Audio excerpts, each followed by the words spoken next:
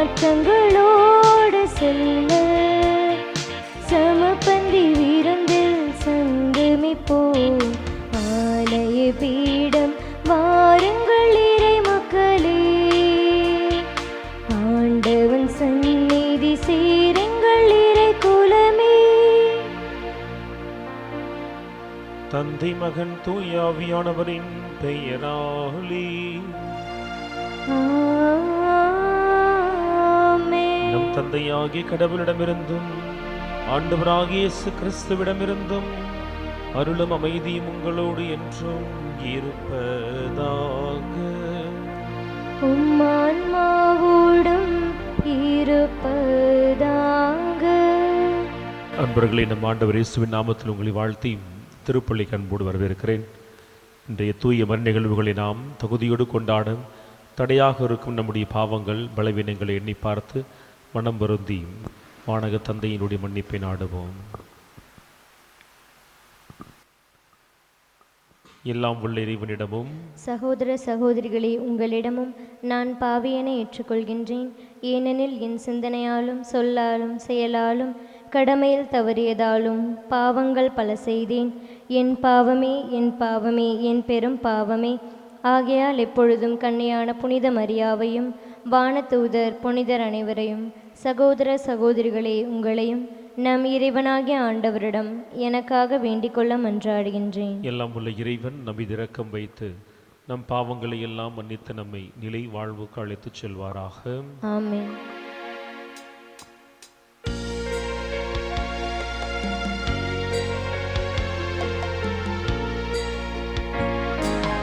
ஆண்டவரே இரக்கமாயிரும்.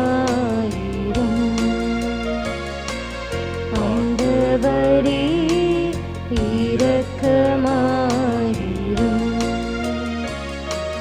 கிறிஸ்துவே இரக்கமாயிரும். கிறிஸ்துவே இரக்கமாயிரும். ஆண்டவரே இரக்கமாயிரும். ஆண்டவரே இரக்கமாயிரும். மன்றாடுவோமாக.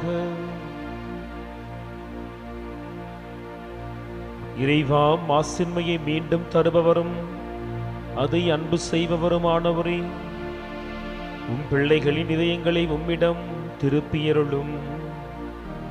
அதனால் நாங்கள் உம் ஆவியார் மீது உள்ள பற்றினால் ஆட்கொள்ளப்பட்டு நம்பிக்கையில் உறுதி மிக்கவர்களாகவும் செயலில் ஆற்றல் மிக்கவர்களாகவும் திகழ செய்வீராக. எங்கள் ஆண்டவராகிய இயேசு கிறிஸ்து வழியாக உம்மை மன்றாடுகின்றோம்.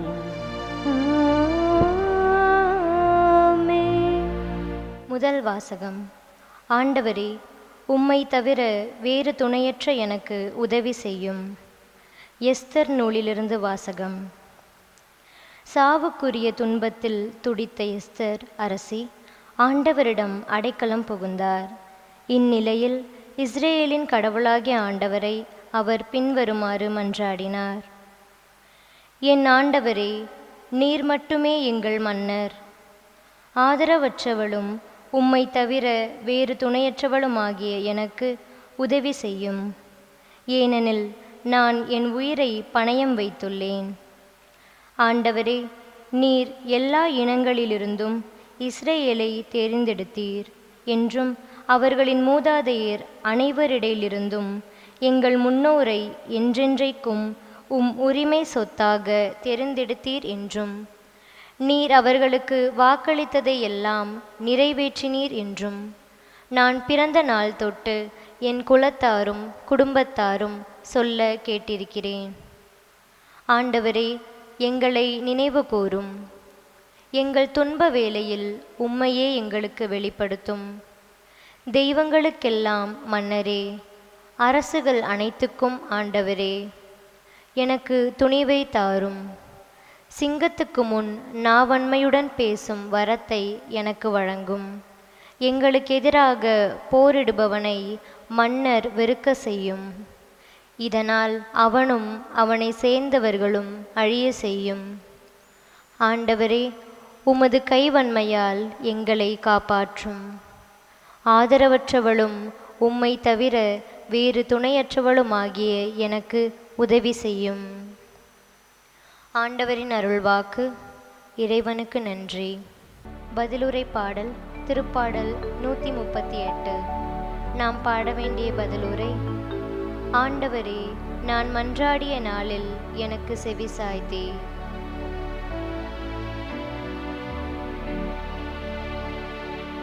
ஆண்டவரே, நான் மன்றாடிய நாளில் எனக்கு செவிசாய்த்தே. ஆண்டவரே, நான் மன்றாடிய நாளில் எனக்கு செவிசாய்த்தே. ஆண்டவரே, என் முழு மனதுடன் உமக்கு நன்றி செலுத்தவே. தெய்வங்கள் முன்னிலையில் உம்மை புகழ்வே. உம் திருக்கோவிலை நோக்கி திரும்பி உம்மை தாழ்பணிவே. ஆண்டவரே, நான் மன்றாடிய நாளில் எனக்கு செவிசாய்த்தே. உம் பேரன்பையும் உண்மையையும் முன்னிட்டு உமது பெயருக்கு நன்றி செலுத்தவே. ஏனெனில் அனைத்திற்கும் மேலாக உம் பெயரையும் உம் வாக்கையும் மேன்மையுற செய்தே. நான் மன்றாடிய நாளில் எனக்கு செவிசாய்த்தே. என் மனதிற்கு வலிமை அளித்தே. ஆண்டவரே, நான் மன்றாடிய நாளில் எனக்கு செவிசாய்த்தே. ஆண்டவரே,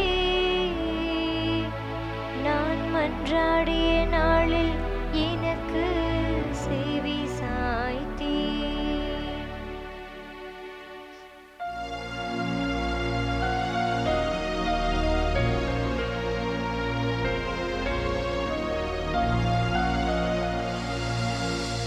ஆயத்தன் மந்தையை காப்பது போல ஆண்டவர் நம்மை காக்கின்றார். ஆயத்தம் மந்தையை காப்பது போல ஆண்டவர் நம்மை காக்கின்றார். கடவுளே, தூயதோர் உள்ளத்தை என்னுள்ளே படைத்தருளும். உம் மீட்பின் மகிழ்ச்சியை மீண்டும் எனக்கு அளித்தருளும். ஆயத்தம் மந்தையை காப்பது போல ஆண்டவர் நம்மை காக்கின்றார். ஆயத்தம் மந்தையை காப்பது போல ஆண்டவர் நம்மை காக்கின்றார். ஆண்டவர் உங்களோடு இருப்பாராக. உம் ஆன்மாவோடும் இருப்பாராக. மத்தேயு எழுதிய தூய நற்செய்தியிலிருந்து வாசகம். ஆண்டவரே, மாட்சி உமக்கே. அக்காலத்தில் இயேசு தம் சீடரை நோக்கி கூறியது: கேளுங்கள், உங்களுக்கு கொடுக்கப்படும். தேடுங்கள், நீங்கள் கண்டடைவீர்கள். தட்டுங்கள், உங்களுக்கு திறக்கப்படும். ஏனெனில் கேட்போர் எல்லாரும் பெற்றுக்கொள்கின்றனர், தேடுவோர் கண்டடைகின்றனர், தட்டுவோருக்கு திறக்கப்படும். உங்களுள் எவராவது ஒருவர் அப்பத்தை கேட்கும் தன் பிள்ளைக்கு கல்லை கொடுப்பாரா? அல்லது பிள்ளை மீன் கேட்டால் பாம்பை கொடுப்பாரா? தீயோர்களாகிய நீங்களே உங்கள் பிள்ளைகளுக்கு நற்கொடைகள் அளிக்க அறிந்திருக்கிறீர்கள். அப்படியானால் விண்ணுலகில் உள்ள உங்கள் தந்தை தம்மிடம் கேட்போருக்கு இன்னும் மிகுதியாக நன்மைகள் அளிப்பார் அல்லவா? ஆகையால் பிறர் உங்களுக்கு செய்ய வேண்டுமென விரும்புகிறவற்றையெல்லாம் நீங்களும் அவர்களுக்கு செய்யுங்கள். இறை வாக்குகளும் திருச்சட்டமும் கூறுவது இதுவே. ஆண்டவரின் அருள்வாக்கு. கிறிஸ்துவே உமக்கு புகழ். ஆண்டவர் இயேசுவில் அன்பிற்குரியவர்களே, ஒரு தாய் தந்தையாக பிள்ளைகளை அன்பு செய்கிற பெற்றோருக்கும் அல்லது பிள்ளைகளாக பெற்றோரிடத்திலிருந்து அன்பை பெறுகிறவர்களுக்கும் இன்றைய நாளினுடைய மறையுரையில் குறிப்பாக நற்செய்தி வாசகத்திலிருந்து ஒரு அடிப்படையான ஒரு கேள்வி. ஒரு தாயாய் தந்தையாய் எப்படி நம்முடைய பிள்ளைகளை நாம் அன்பு செய்கிறோம்? அல்லது பிள்ளைகளாக எப்படிப்பட்ட நிலையில் நம்முடைய பெற்றோரின் அன்பை நாம் அனுபவிக்கிறோம்? பல பதில்கள் எழுந்தாலும் அடிப்படையில் நாம் உணர்கிற பதில் என்பது, என் தாய்க்கும் என் தந்தைக்கும் என்னுடைய தேவைகள் என்ன என்பதை நான் சொல்லி புரிய வைக்க வேண்டிய தேவையில்லை. அவர்கள் என்னை அறிந்து அன்பு செய்கிறார்கள். நான் கேட்பதற்கு முன்னதாகவே எனக்கு அவர்கள் கொடுக்கிறார்கள். ஒரு தாயாக தந்தையாக என் பிள்ளை வார்த்தை எடுத்து சொல்வதற்கு முன்னதாகவே அவர்களுக்கு தேவையானதை கொடுப்பதில் நிறைவு காண்கிறவர்களாய் தாயும் தந்தையுமாய் நாம் இருப்போம். ஆனால் இன்றைய நாளில் உலக தாய் தந்தையினுடைய இயல்பையிலிருந்து தன்னுடைய இயல்பு உயர்ந்ததாய் கடவுள் காண்பிக்கிறார். தீயோர்களாகிய உங்களுக்கே உங்கள் பிள்ளைகளுக்கு அன்பு செய்யவும் பிள்ளைகளுக்கு தேவையானதை கொடுக்கவும் முடியும் என சொன்னால், நான் இன்னும் எப்பேற்பட்டவன்னு சொல்லுகிற கடவுள் என்ன செய்கிறார்? நீங்கள் கேளுங்கள், உங்களுக்கு தரப்படும் சொல்லுகிறார். எதை நாம் கேட்டோம் நம் பெற்றோரிடத்தில்? பிறப்பதற்கு முன்னால் எந்த மருத்துவமனையில் என்னை கவனித்துக் கொள்ள வேண்டும் என்று சொல்லி நான் கேட்கவில்லை, அவர்கள் முடிவெடுத்தார்கள். பிறக்கிற பொழுது எந்த மருத்துவமனையில் நான் பிறக்க வேண்டும், நான் முடிவெடுக்கவில்லை, அவர்கள் முடிவெடுத்தார்கள். என்னுடைய இல்லத்திலே நான் எதுவரைக்கும் தாய்ப்பால் குடிக்க வேண்டும், அதற்கு பின்னால் எந்த உணவை உண்ண வேண்டும், என்னை சுற்றி இருக்கிற புறச்சூழல் எப்படி இருக்கணும், நான் முடிவெடுக்கல, நான் கேட்கலை, என் தாயும் தந்தையும் எனக்கு கொடுத்தார்கள். நான் பேச ஆரம்பிக்கிற பொழுது நான் எப்படிப்பட்ட ஒரு கல்வி நிலையத்தில் சேர்ந்து படிக்கணும்னு சொல்லி நான் முடிவெடுக்கல, என் தாய் தந்தை முடிவெடுத்தார்கள். நீங்கள் கேளுங்கள், நான் உனக்கு தருவேன்னு சொல்லி எந்த தாயும் தகப்பனும் சொல்வதும் இல்லை. நான் கேட்டதால் இதெல்லாம் செஞ்சாங்கன்னு சொல்லி பெரும்பான்மையாய் சிறு வயதில் பிள்ளைகள் சொல்வதும் இல்லை. நம்மை அறிந்திருக்கிறவர்களாய் தாய் தகப்பன் நமக்கு செய்கிறார்கள். ஆனால் நீங்கள் கேட்கிற பொழுது நான் கொடுப்பேன்னு கடவுள் சொல்றாருன்னு சொன்னால், நாம் காண்கிற அனுபவிக்கிற தாய் தந்தையினுடைய இயல்பிலிருந்து அவர் மாறுபட்டவரா? பசிக்குதுன்னு சொன்னாதான் உணவு கொடுப்பாரா? வலிக்குதுன்னு சொன்னாதான் காப்பாற்றுவாரா? இந்த கேள்வி அடிப்படையில் எழ வேண்டும். பதில்களை நாம் நம்முடைய சூழலுக்கு ஏற்றவாறு தேடுவோம். ஆனால் இன்றைய நாளில் முதல் வாசகத்தின் அடிப்படையிலே இதற்கு நாம் பதில் சொல்ல இயல முடியும். முதல் வாசகத்தில் அரசி எஸ்தருடைய வாழ்க்கை கொடுக்கப்பட்டிருக்கு. ஒரு அரசியாக, மன்னனுடைய மனைவியாக அவரால் சிலவற்றை செய்வதற்கு உரிமை இருக்கிறது. இருந்தாலும் கூட கடவுளிடத்தில் கரம் விரிக்கிறார். அன்பிற்குரியவர்களே, இன்றைய நாள் இறை வார்த்தையினுடைய மைய செய்தியாக நான் உணர்வது, நம் எல்லோருக்குமே ஒரு எல்லை இருக்கிறது. பிறப்பு இறப்பு என்ற எல்லைக்குள் வாழ்கிற நமக்கு வெறும் பிறப்பு இறப்பு மட்டும் எல்லைகளை அமைக்கவில்லை. நம்முடைய படிப்பிற்கு ஒரு எல்லை இருக்கிறது, நம்முடைய உடல் ஆற்றலுக்கு ஒரு எல்லை இருக்கிறது. ஒரு குறிப்பிட்ட வயது வரை படிக்கிறோம், நல்ல வேலைக்கு போனோம், அதுக்கப்புறம் அந்த வேலையில் பதவி உயர்வு வாங்கணும், படிக்கிறோம் தேவைப்பட்டால். உடல் ஆற்றலை பாருங்களே, எல்லா வயதிலும் ஓடி உழைக்க முடியாது. மிக சமீபத்தில் ஒரு புகைப்படத்தை நான் கண்டேன். அதில் போட்டிருந்தாங்க, உறுப்புகள் ஓய்ந்து விட்டன ஆனால் இன்னும் பொறுப்புகள் ஓயவில்லைன்னு சொல்லி. காலம் கடந்த பிறகு கூட உழைக்கிற எவ்வளவு பெரியவர்களை பார்க்கிறோமே. நம்முடைய அறிவு ஒரு கட்டத்தில் அதன் எல்லை இழக்கிறது, ஞாபக மறதி வந்துடுது. இப்படி எல்லாவற்றிற்குமே ஒரு எல்லை இருக்கிறது. அந்த ஒரு எல்லையை கடக்க முடியாத சூழலில் நாம் கடவுளிடத்திலே கரம் பிரிக்க வேண்டும். கடவுள் நம்மை இயந்திரங்களாய் படைக்கவில்லை. ஒருவேளை நமக்கும் சேர்த்து கடவுளை வாழ்வார் என சொன்னால் இந்த வாழ்க்கையில் சுவாரஸ்யமே இல்லை. ஒரு திரைப்பட ஒரு காட்சி எனக்கு ரொம்ப பிடிச்சது. அப்பாவுக்கும் மகனுக்குமான உறவை மிக அழகாய் காண்பிக்கும்.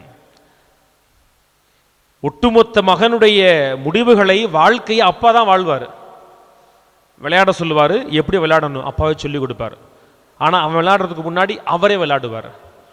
அலுவலகத்துக்கு வேலைக்கு போகணும்னு சொல்லுவார், அவன் போய் வேலை செய்வதற்கு முன்னதாகவே எல்லா வேலையும் அப்பா செஞ்சு வச்சுக்கிட்டு வெறும் கையெழுத்து மட்டும் போட சொல்லுவார்.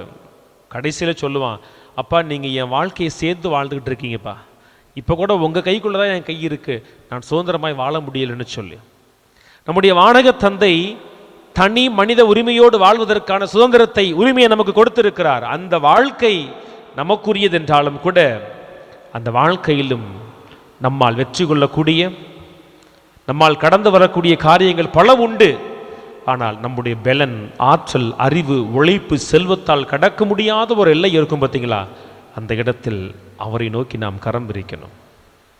அவரை நோக்கி நாம் கரம் விரிக்க வேண்டும். மிக சமீபத்தில் நம்முடைய தமிழ்நாட்டுடைய முதலமைச்சரை பார்த்து ஒரு கேள்வி கேட்டார்கள்.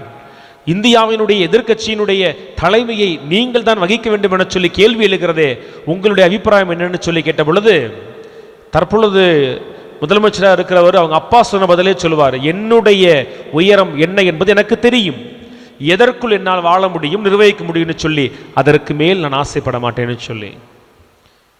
மிகப்பெரிய பாடகர் தான் எஸ்பிபி அவர்கள். அவர் சொன்னார், பலமுறை நான் பாடுவதற்கு ரெக்கார்டிங்கு போயிட்டு இந்த பாட்டை என்னால் பாட முடியாது, அவரை வச்சு பாடவில்லைன்னு சொல்லி வந்துடுவேன், எனக்கு எது தெரியாதுன்னு எனக்கு ரொம்ப நல்லா தெரியும்னு சொன்னார். தங்கள் எல்லைகளை அறிந்திருக்கிறவர்கள் அந்த எல்லைகளுக்குள் மிகச்சிறப்பானவர்களாக இருப்பார்கள். கடக்க முடியாத நேரத்தில் அப்படி ஒரு சூழல் நமக்கு வரும்.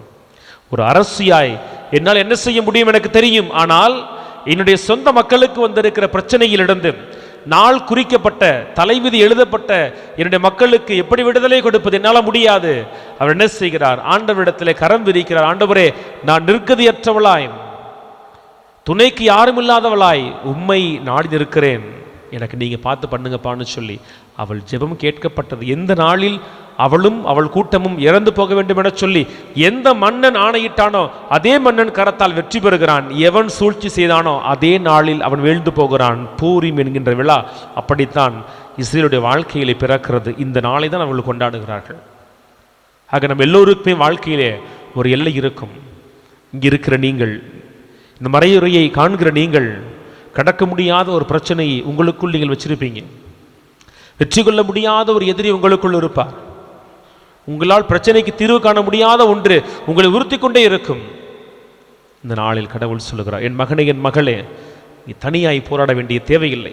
நீ தனித்து வாழ்வதற்கான உரிமையை நான் தான் கொடுத்தேன். ஆனால் உன்னால் வெல்ல முடியாத சூழலில், கடக்க முடியாத செங்கடலை கால் நனையாமல் கடக்க வைத்த தேவன் உனக்காய் காத்திருக்கிறேன். அந்த சூழலில் மன்னர் அரசு எஸ்தரை போல நாம் ஆண்டவர் நோக்கி கரம் விரிக்கிற பொழுது, முழந்தால் படியிடுகிற பொழுது, எஸ்தருக்கு விடுதலையை கொடுத்த ஆண்டவர் கேட்கிற நமக்கும் விடுதலையை கொடுப்பார். தொடர்ந்து தட்டுகிற பொழுது, கதவு அல்ல ஆண்டவருடைய இதே கதவுகளை தட்டுகிறவருக்கு ஆண்டவர் பதில் கொடுப்பார். எதை நாம் நாடுகிறோமோ அது நமக்கு கிடைக்கும். ஆகவே நாம் இந்த நாளில் புரிந்து கொள்ள வேண்டியது, என் தந்தை என்னை தனித்து விடவில்லை, அவர் வாழச் சொல்லுகிறார். ஒரு காணொளியில் பார்த்தேன், நீச்சல் கற்றுக் கொடுத்த தந்தை தன் மகனை நீ போய் நீந்துன்னு சொல்கிறாரு. அவன் பயப்படுகிறான், நீங்களும் வாங்கப்பான்னு சொல்லி. அப்பா என்ன செய்கிறாரு, மனதுக்குள்ளே யோசிப்பாரான், நம்ம இவன் கூட நின்று சொன்னால் இவன் என்ன பண்ணுவான், அப்படி நம்ம கையை பிடிச்சிட்டு நீந்துவான், ஆனால் அவனால் நீந்த முடியும்னு எனக்கு தெரியும்னு சொல்லி தூக்கி தண்ணிக்குள்ளே போடுறாரு. கொஞ்ச நேரம் அப்படியே தடுமாறின பையன் என்ன செய்வான், அதுக்கப்புறம் தன் தந்தை கற்றுக் கொடுத்த வித்தையை மனசு கொண்டு வந்து நீந்த முயல்கிறான். கொஞ்ச தூரம் நீந்தி கொண்டு வரான். ஆனால் அந்த ஆறினுடைய நீளம் அதிகம், வேகம் அதிகம், நீந்த முடியலை. அவன் மூழ்கிற பொழுது அவன் முடியை பிடிச்சவங்க அப்பா தூக்குவார். உன்னால் இவ்வளோ முடியும் எனக்கு தெரியும், அதற்கு மேலே நான் இருக்கிறேன். ஆக நம்மால் கடக்க முடியாத நேரங்களில் ஆண்டவர் நோக்கி கரம் விரிக்கிற பொழுது, கேட்கிற நம்முடைய ஜெபத்தை கொடுக்கிறவராய், தேடுகிற வெற்றியை நமக்கு கொடுக்கிறவராய் நம்முடைய தந்தை காத்திருக்கிறார். இந்த தவக்காலம் அந்த அழைப்பை கொடுக்கிறது. கடவுளை நோக்கி அவர் பக்கமாய் திரும்பி இருந்து கண்டிப்பாய் நாம் ஜெபிப்போம். நம் எல்லைகளுக்கு பின்னால் ஆண்டவருடைய மிகப்பெரிய பிரசன்னம் நமக்காய் காத்திருக்கிறது. அவர் நமக்கான வெற்றியை நிச்சயம் கொடுப்பார். ஆமேன்.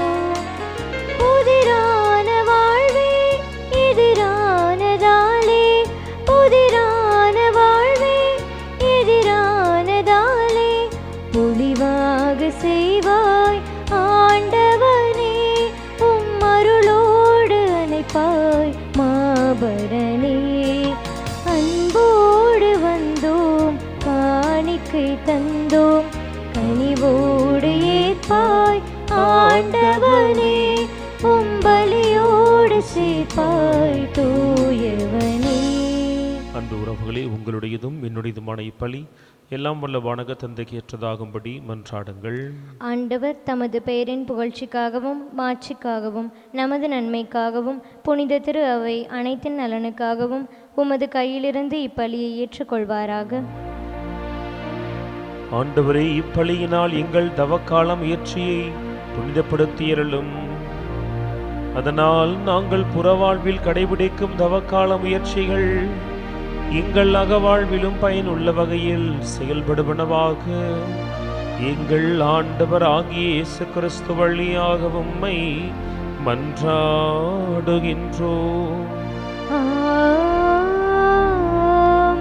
ஆண்டவர் உங்களோடு இருப்பாராக. உம்மான்மாவோடும் இருப்பாராக. இதயங்களை மேலே எழுப்புங்கள், ஆண்டவரிடம் எழுப்பியுள்ளோம். நம் இறைவனாகிய ஆண்டவருக்கு நன்றி பாடுவோம். அது தகுதியும் நீதியும் ஆனதே. ஆண்டவரே, எங்கள் உண்ணா நோன்பின் வழியாக நீர் எங்கள் தீய நாட்டங்களை அடக்குகின்றேன், மனதை மேலே எழுப்புகின்றேன், நற்பண்புகளையும் அவற்றிற்கான பரிசுகளையும் எங்கள் ஆண்டவராகிய கிறிஸ்து வழியாக பெருகச் செய்கின்றேன். அவர் வழியாகவே உமது மாண்பை வானத்துதர் புகழ்கின்றனர். அவர்களோடு எங்கள் குரலையும் சேர்த்து கொள்ளுமாறு நாங்கள் உம்மை தாழ்மையுடன் இறைஞ்சி புகழ்ந்து சொல்வதாவது: தூயவர் தூயவர் தூயவர், வான்படைகளின் கடவுளாம் ஆண்டவர், விண்ணகமும் மன்னகமும் உமது மாட்சியால் நிறைந்துள்ளன. உன்னதங்களிலே ஓசன்னா. ஆண்டவர் பெயரால் வருகிறவர் ஆசி பெற்றவர். உன்னதங்களிலே ஓசன்னா. ஆண்டவரின் மெய்யாகவே தூயவர், தூய்மை அனைத்திற்கும் ஊற்றும். ஆகவே உம்முடைய ஆவியை பொழிந்து காணிக்கைகளை தூய்மைப்படுத்த வேண்டுகிறோம். இவ்வாறு எங்கள் ஆண்டவர் இயேசு கிறிஸ்துவின் உடலும் இரத்தமுமாக எங்களுக்கு இவை மார்பனவாகும். அவர் பாடுபட உளம் கணிந்து தம்மை கையளித்த போதும் அப்பத்தை எடுத்து நன்றி செலுத்தி அதை பிட்டு தம் சீடர்களுக்கு வழங்கியவர் கூறியதாவது: அனைவரும் இதிலிருந்து பெற்று உண்ணுங்கள், ஏனெனில் இது உங்களுக்காக கையளிக்கப்படும் என் உடல்.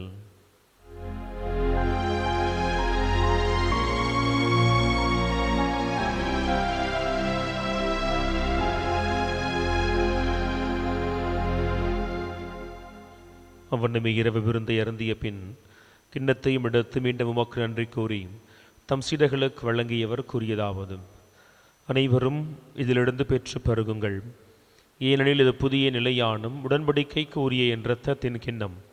இது பாவ மன்னிப்புக்கென்று உங்களுக்காகவும் பலருக்காகவும் சிந்தப்படும். இதை என் நினைவாக செய்யுங்கள்.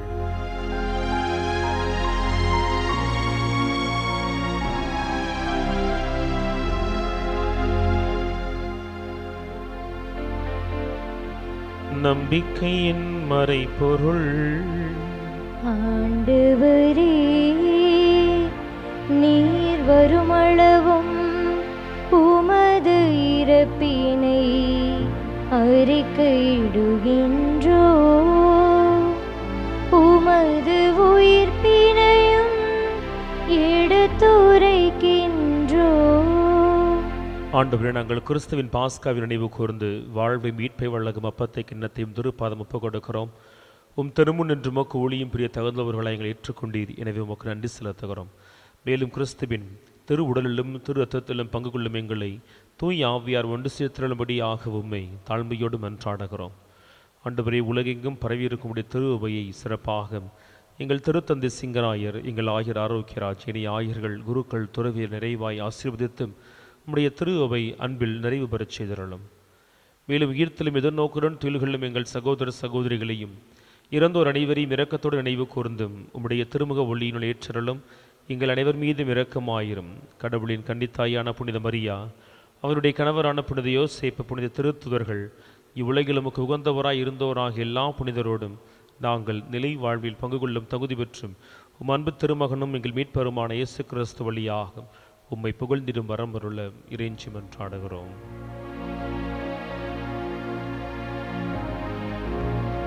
இவர் வழியாக இவரோடு இவரில் எல்லாம் வல்ல இறைவனாகிய தந்தையே, தூய ஆவியாரின் ஒன்றிப்பில் எல்லா புகழும் ஆட்சியும் என்றென்றும் உமக்கு உரியதே.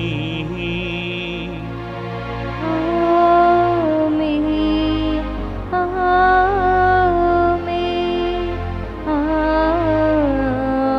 ஆமென். மீட்பரின் கட்டளையினால் கற்பிக்கப்பட்டு இறை படிப்பினையால் பயிற்சி பெற்று நாம் துணிந்து மன்றாடுவோம். விண்ணுலகில் இருக்கின்ற எங்கள் தந்தையே, உமது பெயர் தூயது என போற்ற பெருக, உமது ஆட்சி வருக, உமது திருவுளம் விண்ணுலகில் நிறைவேறுவது போல மண்ணுலகிலும் நிறைவேறுக.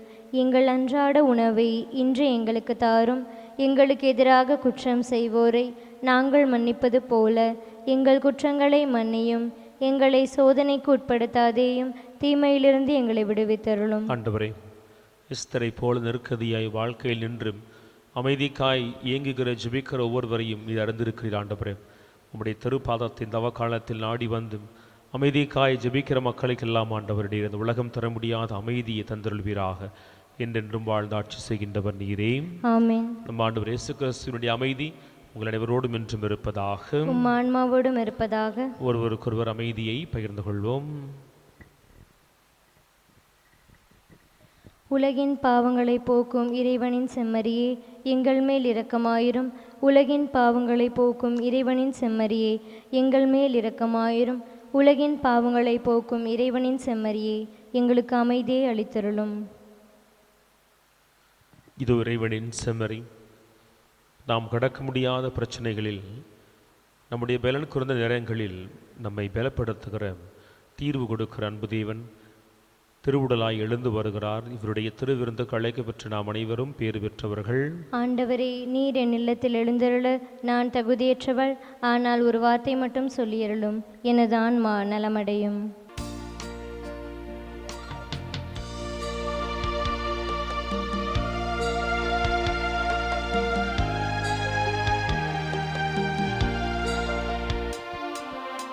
நினைவாக சொல்லாக செயலாக இனிவாழ் துணையாள நீ அல்லவா. நினைவாக சொல்லாக செயலாக இனிவாழ் துணையாள நீ அல்லவா. என்னை நாளும் பிரியாமல் உயிரோடு உயிராக இணைகின்ற என் மன்னவா. என்னை நாளும் பிரியாமல் உயிரோடு உயிராக இணைகின்ற என் மன்னவா. இணைகின்ற என் மன்னவா. உன்னில் நான் ஒன்றாக உயிரே நீ என்றாக என்னில் வா என் மன்னவா. என்னில் வா என் மன்னவா. என்னில் வா என் மன்னவா.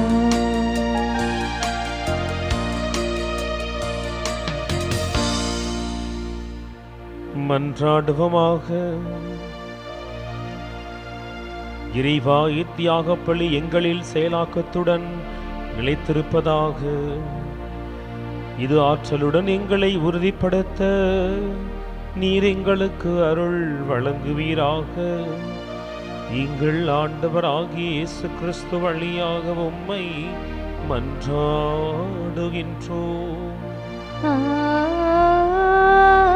ஆமென். ஆண்டவர் உங்களோடு இருப்பாராக. உம் ஆன்மாவோடும் இருப்பாராக. எல்லாம் வல்ல இறைவன் தந்தை, மகன், தூய ஆவியானவர் உங்கள் அனைவரையும் நிறைவாக ஆசீர்வதிப்பாராக.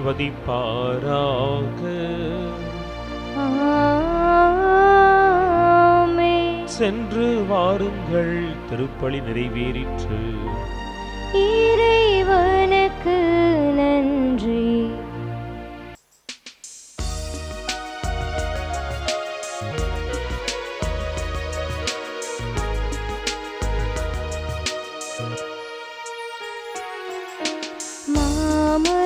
புகழும் மரி என்னும் மலரி மாந்தரின் மாமணியே. மாமரை புகழும் மரி என்னும் மலரி மாந்தரின் மாமணியே. அமளியாய் உதித்த அழகையை மீதித்து அவனியை காத்து ஆரணங்கே. அமளியாய் உதித்த அழகையை மீதித்து அவனியை காத்து ஆரணங்கே. உருவில்லா இறைவன் கருவினில் மலர உறைவிடம் தந்த ஆலயமே. மாமரை புகழும் மரி என்னும் மலரி மாந்தரின் மாமணியே. மாமரை புகழும் மரி என்னும் மலரி மாந்தரின் மாமணியே. தந்தை மகன் தூய ஆவியாரின் பெயராலே ஆமென்.